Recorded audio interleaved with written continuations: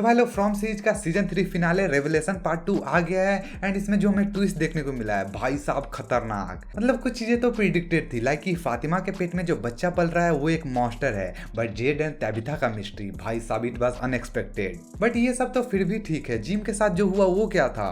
देखो यार, ये सीजन फिनाले में हमारे सामने बहुत सारे मिस्ट्री एक साथ पटक दिया गया है जो कि थोड़ा सा कंफ्यूजिंग हो सकता है, बट टेंशन नॉट, इस वीडियो में हम सारे पे डिटेल में डिस्कस करने वाले हैं। प्लस वीडियो के लास्ट में हम इसके एंडिंग को एक्सप्लेन भी करेंगे, तो वीडियो काफी इंफॉर्मेटिव होने वाला है, लास्ट तक देखना है इसे। चलो बिना टाइम को वेस्ट किए हुए वीडियो को स्टार्ट करते हैं।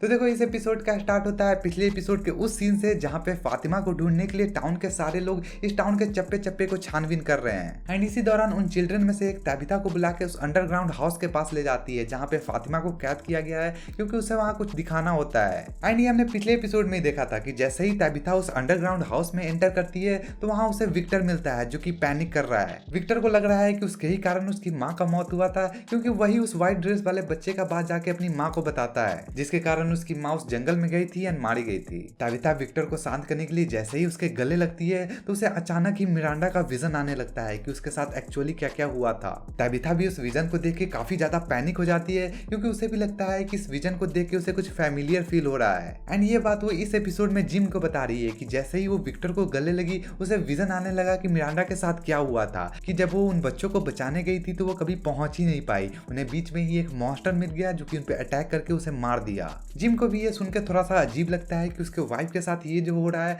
सी नीड्स हेल्प, एंड वो हेल्प मांगने भी किसके पास जाता है तो जेड के पास, क्योंकि जेड को भी वो बच्चे कभी कभी दिखते हैं। इधर एल्जिन जो एलिस के साथ फातिमा को ढूंढने गया है वो ऐसे ऐसे बहके बहके बातें कर रहा था कि फातिमा को कुछ नहीं होगा एंड वो कहीं गई है तो किसी अच्छे पर्पस के लिए गई है। तो इस सब को सुन के एलिस को शक होने लगता है एल्जिन पे कि उसे कुछ तो पता है कि फातिमा कहाँ है। एंड ये बात वो बॉयड को बताता है ताकि एल्जिन के मुंह से निकलवा सके कि फातिमा है कहाँ। एंड यही हमें आगे सीन में देखने को मिलता है कि सब कोई कॉलोनी हाउस पहुंचते हैं एल्जिन से पूछताछ करने के लिए। प्लस बॉयड सारा को भी ले आता है क्योंकि सारा के साथ भी ये सब हो चुका है, ये प्लेस उसे भी मैनिपुलेट करने की कोशिश कर चुका है। तो मे भी सारा एल्जिन को समझाएगी कि एक्चुअली ये टाउन हमें कितना गंदा मैनिपुलेट कर सकता है। बट जब वो लोग कॉलोनी हाउस में जाके एल्जिन को एक कमरे में बंद करके उसे पूछताछ करते हैं तो बोलता है कि ये सब एक पर्पस के लिए किया जा रहा है। वो बुढ़िया एक एंजल है जो कि उस बच्चे को सिर्फ जन्म दिलवाना चाहती है एंड यही सिर्फ एक इकलौता रास्ता है इस टाउन से बाहर जाने का। इट साउंड्स क्रेजी सभी के लिए कि फातिमा का जो अभी तक पेट भी नहीं दिख रहा था वो कुछ देरों में बच्चे को जन्म भी देने वाली है। लेकिन ये एल्जिन बताता नहीं है कि फातिमा है क्या, क्योंकि उसे बुढ़िया ने जो मैनिपुलेट किया है, इतना गंदा मैनिपुलेट किया है कि वो चाहकर भी नहीं बता सकता।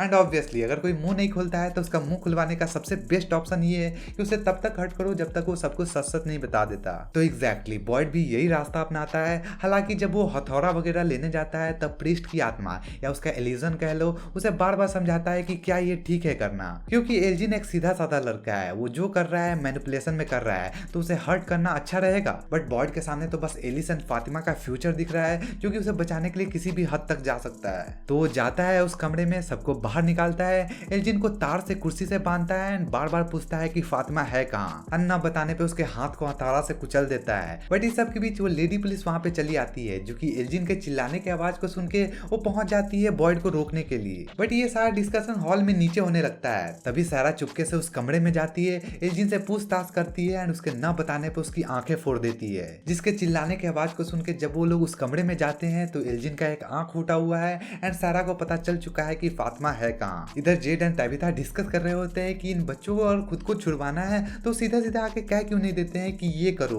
वो इनके साथ छुपन छुपाई क्यों खेल रहे हैं। एंड हाँ, उससे पहले जेड अपने उस सीन को एक्सप्लेन कर रहा होता है जहाँ पे वो व्हाइट ड्रेस वाला बच्चा क्रिस्टोफर को बताया था कि वो बच्चे पत्थर पे लेटे हुए थे एंड उसके ऊपर एक ट्री का रूट्स का सिंबल बना हुआ था। बट ये सब है क्या, यही उन्हें समझ नहीं आ रहा है कि सबका मीनिंग क्या है। ये काफी कंफ्यूजिंग है उनके लिए। एंड तभी हम देखते हैं कि उस पेड़ के बारे में डिस्कशन चल रहा है जो कि जेड बताता है कि उस बॉटल के अंदर डिजिट लिखा हुआ है जो कि किसी को नहीं मालूम कि है क्या वो। एंड यही जिम को आइडिया आता है कि मे बी ये म्यूजिक के 12 नोट है। एंड यस, वो म्यूजिक का नोट ही था, बट इसको बजाने के लिए उन्हें पियानो चाहिए जो कि विक्टर के मदर का है। प्लस उसके डिजिट से पता तो चले कि आखिरकार बजाना क्या है। जिम उस पियानो को लेने जाता है एंड जेड इधर कोड को क्रैक कर रहा है कि आखिरकार म्यूजिक क्या है। तभी उसे अचानक से याद आने लगता है इस म्यूजिक का टोन, हालांकि वो कभी इसे सुना नहीं है, फिर भी उसके माइंड में धीरे धीरे म्यूजिक बज रहा है। ये लोग उस पियानो को लेकर उस बॉटल ट्री के पास बजाना शुरू कर देते हैं, जो कि इन्हें लगता है कि ये उन बच्चों से रिलेटेड होना चाहिए। एंड हम देखते भी है कि उस म्यूजिक के धुन को सुन के वो बच्चे धीरे धीरे से जेड एंड तबिता के पास आने लगते हैं एंड वही वर्ड दोहराते हैं जो कि पिछले 2 सीजन से वो बोलते आ रहे हैं, एंगेकुई।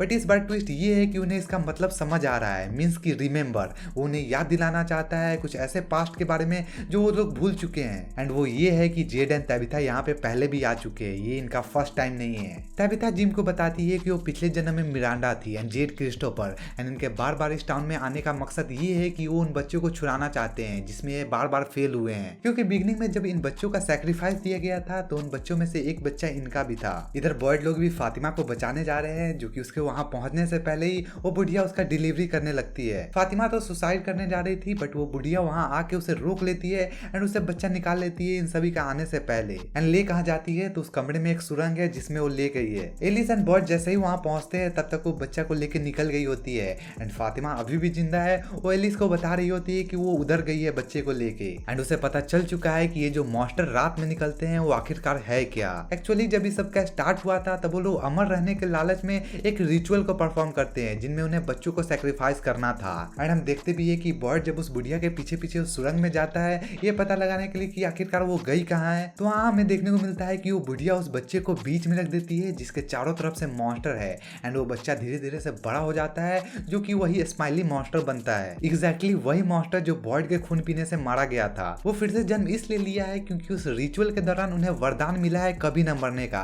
दैट्स वाई अगर वो कभी मर गया तो वो फिर से जन्म ले सकता है। इधर जिम तबिता की बातें सुन के काफी ज्यादा शॉक्ड हो जाता है, उसे ये सब हजम नहीं हो रहा है कि आखिरकार ये सब चल क्या रहा है। तभी हम देखते हैं कि जूली जिम की तरफ दौड़ते हुए आ रही है। वो जिम को बताती है कि dad you need to run, आप भागो यहाँ से, दिस इज विन, मतलब कि यही वो टाइम है जब ये होने वाला है। मैं इस स्टोरी को चेंज करना चाहती हूँ, जो कि इस सीन को देख के हमें लगता है कि ये वो जूली नहीं है जो ईथन के साथ बैठ के नाश्ता कर रही है, ये कोई और जूली है। एंड वही एक येलो ड्रेस में बंदा ही पहुंच जाता है जो कि जिम को बताता है कि मैंने तुम्हें वार्न किया था बट तुम और तुम्हारी वाइफ नहीं समझे। तुम्हारी वाइफ ने फिर भी उस गड्ढे को खोदा, जिसके बाद वो उसके पास आता है एंड उसका गला चीर देता है। Gym is dead and season यहीं पे खत्म हो गया है। देखो यार, सीजन तो बहुत बड़े ट्विस्ट के साथ एंड हुआ है एंड इट फील्स लाइक ये लोग बहुत सारे मिस्ट्री को एक ही साथ पटक दिए है हमारे सामने, जो कि थोड़ा सा कंफ्यूजिंग फील हुआ है। तो एक बार फिर से हम इसके एंडिंग को देखते हैं, समझते हैं कि आखिरकार वहाँ हुआ क्या है। देखो एपिसोड को देख के तो पता चल ही गया था कि जेड एंड तबिता इस टाउन के बिगिनिंग में थे, जो कि इस रिचुअल के दौरान इनके भी बच्चे सैक्रिफाइस कर दिए गए जो वहाँ फंसे हुए हैं। ये मॉन्स्टर लोग तो अमर हो जाते हैं बट इनके बच्चे हमेशा के लिए वहाँ फंसे रह गए हैं। इसके लिए वो बार बार जन्म लिए, कभी मिरांडा के रूप में, कभी तबिता के रूप में एंड क्रिस्टोफर भी जेड के रूप में। मतलब ये लोग बार बार जन्म लिए इस कॉज के लिए कि उन्हें इन बच्चों को छुड़ाना है। हर बार फेल होने की वजह से इस बार भी इनका मकसद है इन बच्चों को छुड़ाना, इसीलिए वो बच्चे इन्हें एंगेकुई बोलते हैं, मीन्स कि याद करो तू पिछले जन्म में कौन थे। एंड येलो जैकेट वाले मॉन्स्टर का बात करें तो मुझे लगता है कि यही वो मेन मॉन्स्टर है जिन्हें सैक्रिफाइस दिया गया था उन बच्चों का, ताकि ये लोग अमर हो सके। एंड ये मॉन्स्टर दिन में भी दिख सकता है, तो ऑब्वियस है कि ये उन सभी से काफी डिफरेंट एंड काफी ज्यादा पावरफुल है। बात करें ये जिम को क्यों मारता है, तो वो बोलता है कि I try to warn you, जो कि फोन कॉल पे थॉमस जो बोलता है मे बी यही हो। एंड वो उसे गुस्से में मारता है क्योंकि तबिता ने घर में गड्ढा खोद दिया था पिछले सीजन में, जो कि कैसे इससे रिलेटेड है पता नहीं। एंड जूली भी जो वहां दौड़ के आई थी वो फ्यूचर से आई थी, वो इस बार स्टोरी को चेंज करना चाहती थी क्योंकि फ्यूचर के हर पॉसिबिलिटी में जिम मारा जाता है। आई नो ये थोड़ा सा ज्यादा कॉम्प्लेक्स बना दिया इस टाइम ट्रेवल को। अगर मोटा मोटी में समझे तो इस टाउन के 2 साइड्स है, एक अच्छा एक बुरा। अच्छे वाले में वो बच्चे आते हैं एंड बुरे वाले में वो मॉन्स्टर। एंड ये जो लूप वहाँ चल रहा है रिबॉन का तभी खत्म हो सकता है जब वो बच्चे वहां से फाइनली छूटेंगे, जो कि ये मॉन्स्टर नहीं चाहते हैं। तो इस सीजन में हमें इतना ही देखने को मिला है। होप कि इसके आने वाले सीजन में हमें इसके स्टोरी का एंड होते हुए दिखे, ये लोग एक कंक्लूजन पे पहुंचे, क्योंकि इसका एंडिंग तो जबरदस्त था बट यहाँ तक पहुंचने के लिए लोग बीच में जो बकचोदी दिखाते हैं वो बर्दाश्त नहीं होता। So keep it simple, keep it short. बाकी मेरे एग्जाम चल रहे हैं, नहीं तो मैं इसके सीजन 4 पे मस्त वाले थ्योरीज बनाता, बट फिर भी अगर तुम लोग चाहते हो कि मैं इसके सीजन 4 पे वीडियो बनाऊं तो 500 लाइक का टारगेट रखते हैं। अगर 500 लाइक कंप्लीट हो गए तो मैं इस एग्जाम के बीच में इस सीजन 4 पे वीडियो बनाऊंगा, क्योंकि कुछ तो मोटिवेशन होना चाहिए इस डेयर को परफॉर्म करने के लिए। And it is 500 like. I know तुम लोग कंप्लीट कर दोगे, तो मिलते हैं तुमसे उस वीडियो में, तब तक के लिए take care and good bye.